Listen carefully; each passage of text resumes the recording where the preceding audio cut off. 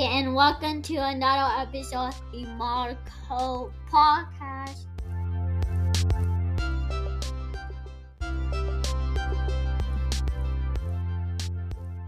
This show was created to shine a light on the realness of being an entrepreneur. Why organization is not a one-size-fits-all, why you need to give yourself grace, and so much more.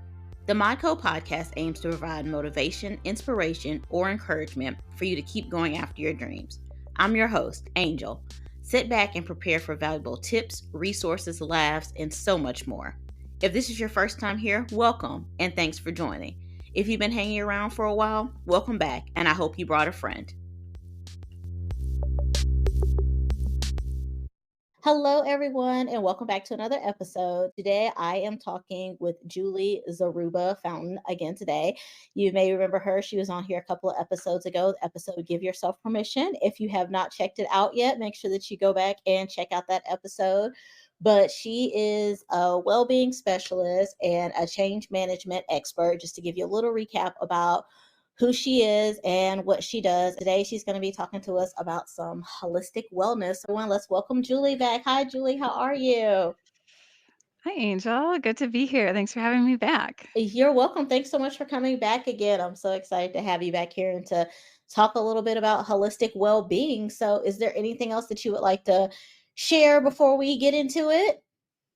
No, let's get started. I'm ready. All right, let's do this then. So, what is holistic well-being and how did you get started with it?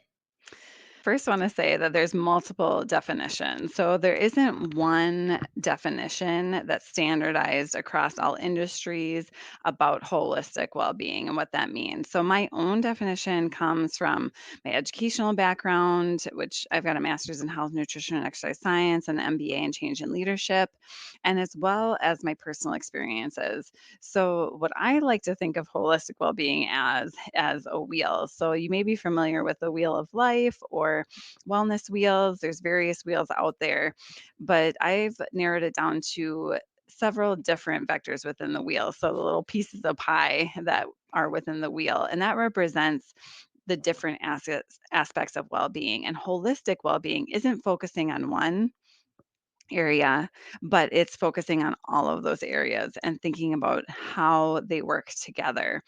So, the World Health Organization does define positive mental health as a state of well being in which the individual realizes their own abilities, can cope with normal stresses of life, can work productively and fruitfully, and is able to contribute to their community. And what I would say that's similar, but just substitute mental health to physical health to emotional health to all of those different areas, financial, occupational, and that's really holistic well-being is you being able to function and make a contribution to this community. And it really goes beyond the absence of health and goes on to the perception of life is going well. So it's on a spectrum. Okay. Okay, cool. And so you mentioned this a little bit, but how does this connect with your finances, your home, your business? Yeah, absolutely. So within that, a piece of the pie, a vector of that circle is financial well-being. Your finances are going to impact how you show up each day. It's going to impact every other area of your well-being. If you're not feeling well financially, it's going to impact your relationships. It's going to impact how you show up at work. It's going to impact um, what you're able to do in your social life. And it really is something that impacts people more than they might think. So it has well being really has been linked to success at professional, personal, and interpersonal levels. So with those individuals that have high in well being, they exhibit greater productivity in the workplace, more effective learning, increased creativity, more pro-social behavior. So those are like those acts of kindness that we do, and positive. So when you think about if you're feeling better, and you're exhibiting those behaviors, you're more likely to be promoted, which is increased finances. If you're having more pro-social behavior, that means your relationships are going to be better. So our homes are going to be places where we want to live and thrive. And then businesses in general are going to thrive because there's better outcomes with those individuals. So it really is all interconnected in this circle of and wheel of life. Okay. And so how do you incorporate holistic well-being into your daily routines? What are some things that you can do? Yeah. Yeah. So first for me, I always set intentions. So I think about what I value, and what I value is going to be different than what everyone else values. So think about your own intentions and what you value and how my actions are living up to what I value and how they're not. So one of my values is being able to be productive throughout the day. So I know that in order to do that, I need to prioritize my sleep.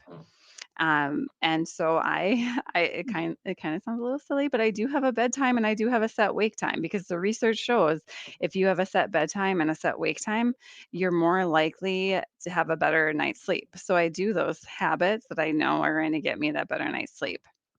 And Mm, I also value my relationships, and I value my love of learning. I have a deep love of learning, and so I take on projects that are challenging, and that lead me to learning new things and then meeting new people, because I love connecting with other people. So again, day to day, how that looks is I have a morning and a bedtime routine for me. I practice mindfulness in order to set my intentions for the day. I also do a little bit of stretching and body movement. That looks different every day depending on how much time I have. I like to have a cup of tea in the morning to get my day off right. I'm in northern Minnesota. It can be quite chilly here, so it's good to have something warm to warm me up. And then I also turn off electronics for different periods in my day to have quiet time. And we really don't have a lot of quiet time in our lives, but it can be really a sense of relief to have intentional quiet time, even if it's just for a minute or 2 minutes. Then I end my day with practicing gratitude. Um, so these morning and bedtime routines that I have are about 20 minutes, and I will say it didn't start with that long of time. I started with just incorporating one habit, and they've built it up to 20 minutes. So if you're thinking I could never do any of those things, just pick one thing that's meaningful to you, one thing to start your day. Maybe you want to start your day off by saying 3 things that you're grateful for. Maybe you want to just stretch your body a little bit. Maybe you want to make yourself a cup of tea or coffee. If you don't like either of those, maybe it's a glass of water, something like that. And just start that day with intentionality. It helps me feel ready for the day, and it helps me also turn my brain off at night so I can get a good night's sleep. So, those are some things that have worked for me. okay. I a couple of weeks ago, a couple months ago, I don't know. Well, it was last year because the episode will come out in 2024. But yeah, Sure. so some point in time in 2023, I was like, okay, I need to get better with like my morning routine. Of course, Mhm. I've seen it before, I read it before that like hitting the snooze button is not good and that you need to, get up. I still do it, which is probably why I'm always tired. But I was like, Yeah. okay, in the morning time, I'm going to get myself up 20 minutes earlier and I'm going to do like yoga for 10 minutes. I'm going to do like Bible study or devotional, something like that for 10 minutes. And so I was like, I'm ready. I can do this. I was excited. I did it one day. And then the Okay. next day I was like, oh, I'm just gonna get up at my normal time after I hit the snooze Mhm. button 5 times. And I was like, no, Angel. I was like, that's your problem. Like you're either all or nothing. You need to take baby Mm. steps and incorporate. And I'm always telling other people, baby steps, small steps. But with me, Right. I'm like, nope, it's either all of it or nothing. So I'm like, you Yep. need to start with one thing and then work that one thing into your schedule, get used to that, and then once you get used to that, then you start working something else into your schedule. And so I really Mhm. do want to be more intentional about getting a morning routine, and then Mhm. I will work on my nighttime routine at some Yeah. point in time. Like usually Yeah. I'm usually laying down like in the bed between like 8:30 and 9 o'clock. Like sometimes I'm laying Okay. down. Yeah, sometimes Mhm. I'm laying down earlier than that. But I have started doing better with my nighttime routine because what I've been making sure to do is I have the Bible app on my phone. So I Mm. downloaded Mhm. like a nighttime devotional. So I will read Mhm. that nighttime devotional. I make sure that's the last thing that I do now before I go to sleep. But I am going to work on like getting a set wake up time, and Yeah. then I'll work on a set bedtime at some Right, point in right. time. So Yeah, and I love that you're giving yourself grace in all of this, because that really is key. The point of these well-being habits and sharing these intentions isn't to shame anyone. It is just to right. say what's available to you. And really, something else to consider is to think about, what habits can I switch out? Is for me the thought of adding adding anything at this point is just that's really overwhelming to me of thinking, "What I have to do what?" So Yeah. think about okay, so I work remote now, and I gained about a half hour each day of time because I'm not commuting. So then I think, "Okay, if I'm not commuting, what are some things that are helpful and positive that I could do instead of the commute?" So that is why I can do afford myself a little bit more morning and evening time because that commute's not happening. So for you, maybe there's some chores that don't have to be done every day that you could change out, or maybe you can delegate something in your life to someone else so that on certain days you can do certain activities. So it's really about um, being flexible in your approach. Okay. Yeah. Yeah, flexibility is a really big thing. Like someone told me there's like, oh, you should put your phone like across the room so that when the alarm goes off, you have to get out the bed and turn the alarm off. Okay. One does not work for me because I will get out the bed, turn the alarm off, and go and get back Go in back the into bed. bed. Like, Yeah, okay, absolutely. Julie, I'm so bad Me. that I think Yep. so I was like, okay, I'm gonna do better. I was like, I'm gonna start getting up, early and stuff. So I did. I set my alarm clock for 5 a.m. because normally it's set for 5:45. So I set my alarm clock for 5 a.m. I think Hmm. the first day that I had it set for 5 a.m., I had to get at like 4:50. I woke up because I had to go to the bathroom. And so I got up, and Sure. of course, you look at the clock, and I looked, and I was like, "Oh, it's 4:50 a.m. I'm supposed to get up in 10 minutes." A normal person would have just went ahead and be like, "I have to get up in 10 minutes. I'm gonna go ahead and just stay up for I'm just gonna go ahead and stay up again." No, no, no, not me. I was like, yeah, guess who's not getting up in 10 minutes? So I turned the alarm off and I Right. just let it set for my regular 5:45 in the morning. And then now with Siri, I can just be like, hey Siri, turn my alarm off, and Siri's going to turn the alarm off even if it is across the Sure. room. So that doesn't really work for me, but I'm going to figure Yeah. out something that does work for me. Right. And I was also laughing because I saw this thing one time. I was like, I wanted to be an adult so bad so that I could decide whatever time I wanted to go to bed. And it's like, well, now that I'm an adult, I've decided in my bedtime's 8 o'clock. I'm like, yep, sounds Right. about I right. can relate to that. Yeah, sounds about right. Yeah. Like when I was younger, I have an uncle still to this day. He goes to bed by 7:30, like every night religiously. Wow. He can have a house full of people, like does not care if you look for him and it is 7:31, like that he is in the bed. He does Goodness. not want to be disturbed, like not bothered. And I'm like, when I was growing up, I'm like, you're a whole grown adult and you're going to bed at 7:30. It's still light outside. Like, what is Right. wrong with you? Why are you in bed by 7:30? And now, as a whole grown adult, I get it. I'm like, I now know why you went to bed at Right. 7:30. Yeah, I understand. My son asked me one time, he's like, Mommy, why are you always so tired? I said, you know why I'm so Mm, tired? Because he doesn't take naps anymore. Well, I mean, he's 8, so he stopped okay. taking naps a long time ago. But even Sure. sometimes on the weekend, you can tell that he's tired, but he's like fighting his sleep. I'm like, well, why don't you just take a nap? And he's like, no. So he's like, Mommy, why are you always so tired? I was like, you know why? Because I refused to take naps when I was a kid. I'm like, and that's why mommy is always tired because I missed all that good nap time Oh. as a child. And he was like, really? I said, "Yeah, so do you wanna take a nap?" He's like, no." I'm like, Right. "I tried." Oh boy, that's Yeah, I'm like dangerous. yeah, I'm like, "I tried here. I really, really tried." You So, did try. Yes, yeah. absolutely.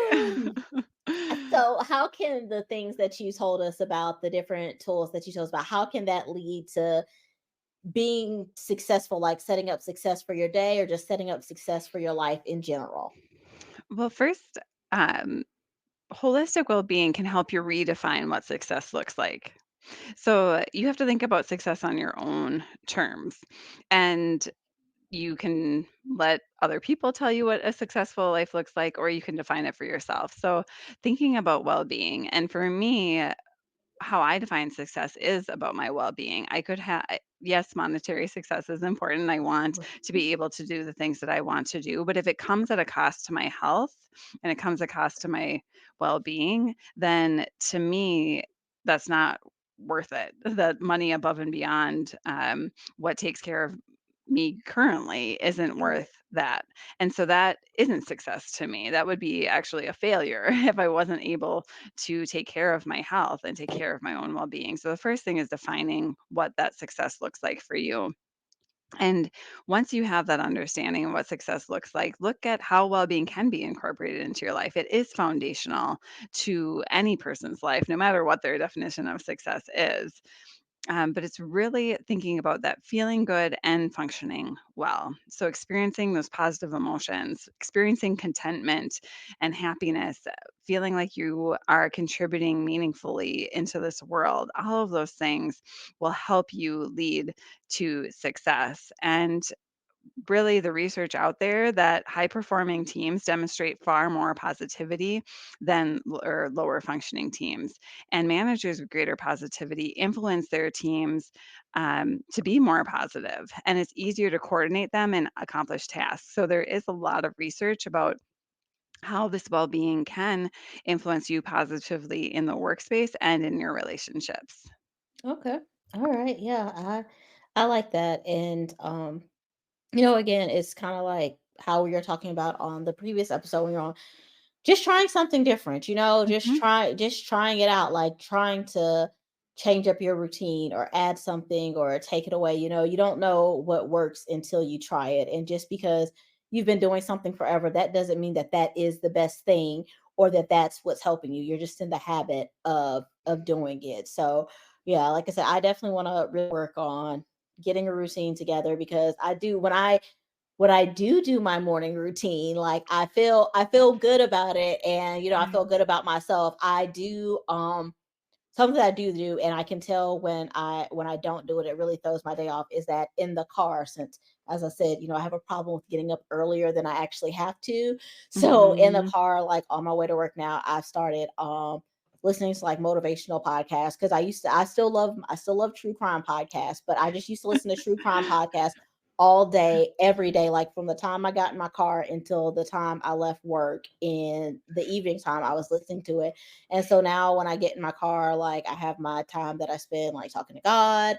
And Mm. then I'll listen to like I'll sometimes listen to my gospel music, and then I'll do like an inspirational podcast. And so the inspirational podcast that I listen to, one of them's a little bit longer and one of them's like a little bit shorter. So usually one of them's like anywhere between like 15 and 25 minutes. So Mhm. depending on how bad traffic is that morning, Right. I can Right. get like I can get 2 to 3 of those in. So sometimes I'll do like 2 or 3 of those, and it's helpful because it's a podcast that's been on since like 2018, but I just started listening to Mhm. it a little while ago. So I'm catching up on like past episodes and stuff like that. So that's part of like my routine now. And when I don't do that, like I can feel it and it affects Mhm. my day. Like you don't realize how much it really Yeah. like affects your day and stuff like that. So I definitely think that having some type of routine or something that just sets you up for the day. And I know my husband has started doing meditation like in the morning time and stuff Mm. like that Mhm. to help him get his day started and just to be more positive throughout the day. So I think, Yeah. like you said, it's just about finding what works for you and finding the things that can get you going throughout the day and that can put you and that can start your day off on that positive note. Because when you start a day off on a positive note, you're more likely to keep that positivity going Yeah. versus, if you start out on a negative note, then you're gonna keep up with that negativity throughout the day. So Yeah. Yeah. What we yeah. consume matters, Yes. because what we consume then fills us up, and then that's what comes out. Right. So it absolutely having that intention of positivity makes a huge difference. It does. I agree with that. Well, Julie, thank you so much. Is there anything else that you would like to share? Any other tips or tidbits that you have for us? Yeah, absolutely. I would say a lot of times when you're making a change, you can feel so powerless to the situations around you, and you can feel powerless to your relationships and your environment. But I want to take this time to say it is time to lean into your power. Now is the time not to play small. Don't play small. Don't shrink yourself. And think about your power as a muscle that you can develop. So lean into that power and start taking steps to witnessing your own success, taking steps to growing your own sense of well-being. And the more you use your power, the stronger that it's going to get. So go ahead and get started and leaning in and making it a habit, and start that habit today. Okay.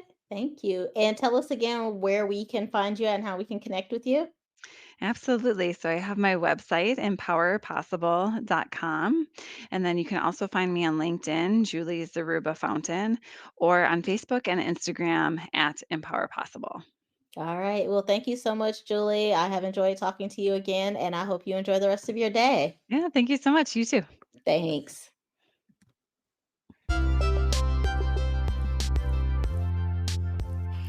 Thank you for tuning in to another episode of the Modco Podcast. I hope that you enjoyed this episode and learned something from it. Be sure to share this episode with a friend, family member, colleague, or anyone you think will enjoy it. Make sure you hit the follow or subscribe button. And if you love the podcast, please leave us a 5-star rating and review on your favorite podcasting app.